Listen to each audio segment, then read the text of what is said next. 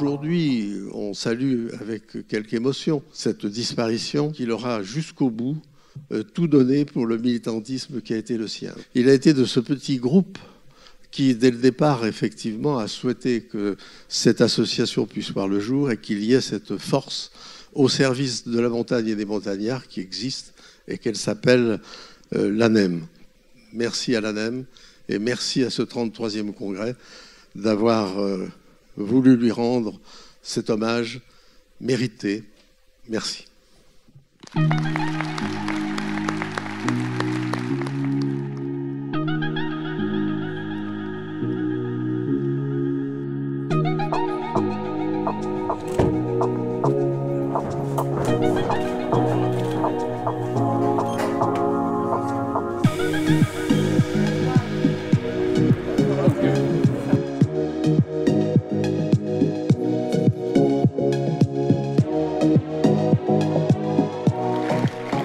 Mesdames, Messieurs, je crois que ce qui nous lie, c'est que nous sommes des militants. Des militants passionnés comme l'était Robert de Caumont. Nous sommes des militants et quand les politiques ne sont plus des militants, alors ils ne sont plus des politiques. Ils ne sont que des professionnels. Et au fond, ils perdent cette énergie, cette force, cette puissance qu'il nous faut conquérir à chaque fois, à chaque instant, dans nos combats, dans nos zones de montagne. Et le travail collégial que vous portez doit être, Madame la Présidente, Madame le Secrétaire Général, Mesdames, Messieurs, les élus entendus.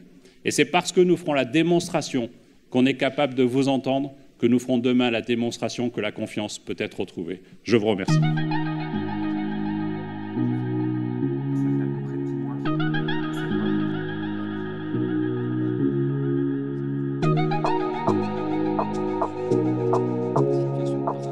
Et si nous n'avions pas l'ANEM, nous ne nous ferions plus entendre du tout. L'ANEM est vraiment importante pour nous. Pas spécialement parce que c'est l'association des élus de la montagne, mais pour le lien qu'il y a avec l'État, avec le gouvernement. L'ANEM est vraiment un porte-parole de nos préoccupations. En même temps, c'est un laboratoire d'échange d'idées. Nous faisons remonter du terrain un certain nombre de sujets qui nous tiennent à cœur sur l'organisation du fonctionnement des territoires, des collectivités. Je perçois au sein de l'ANEM tout ce travail qui se fait transversalement en passant par-dessus nos prises de position partisanes qu'on pourrait avoir les uns et les autres, ce qui est légitime, hein, entre nous soit dit.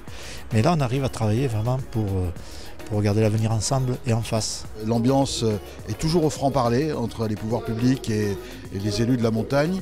C'est ce qui fait aussi la force du dialogue. Ici, il y a une éthique de courtoisie, de respect de l'autre, mais il y a aussi le côté on lâche rien, quoi. Pas parce qu'on est courtois que pour autant on oublie le combat qu'on mène et la cause qu'on défend. Alors je pense que notre sujet, notre éthique, c'est aussi d'être en réaction par rapport aux demandes qui sont faites pour qu'on accompagne des projets qui sont des projets de la vie réelle avec une vraie chance d'aboutir. On est pragmatique. Vous savez, les élus de la montagne, c'est d'abord les pragmatiques et ça tombe bien, c'est aussi notre état d'esprit. Ce qui m'a frappé aussi aujourd'hui, c'est l'inquiétude des élus face à le transfert de compétences et au assainissement et la GEMAPI.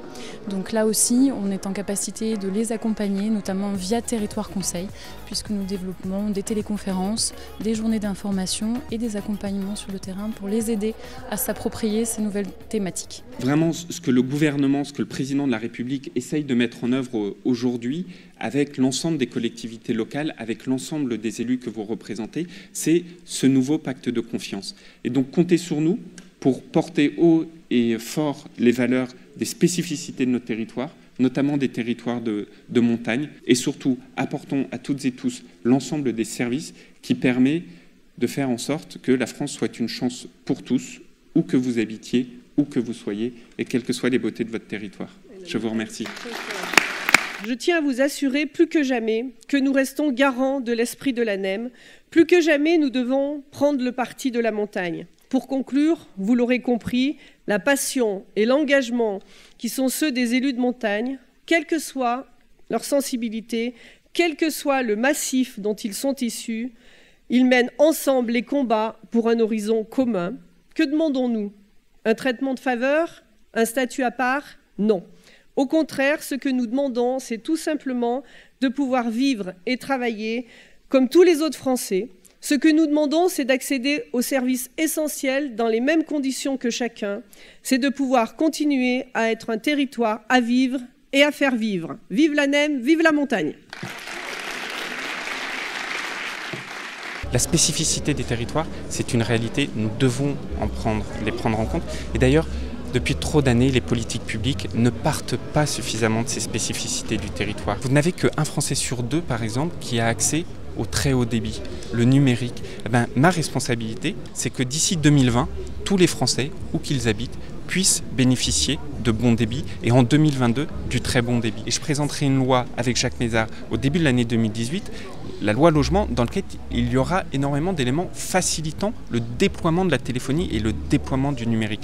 Encore une fois, on est dans une relation de travail avec la NEM, dans une relation de confiance, de co-construction, et je porterai effectivement l'ensemble de leurs demandes dans les débats, mais avec vraiment cet état d'esprit constructif qui est le nôtre. Un bilan très positif, d'abord une belle affluence, nous étions près de 500, et puis j'ai trouvé que ce congrès était riche en contenu. Moi je suis très satisfaite de ce point de vue-là, j'ai trouvé que les gens se sont écoutés, les congressistes ont pu poser des questions. Nous voulons continuer le combat pour la couverture numérique parce que ce combat-là n'est pas achevé.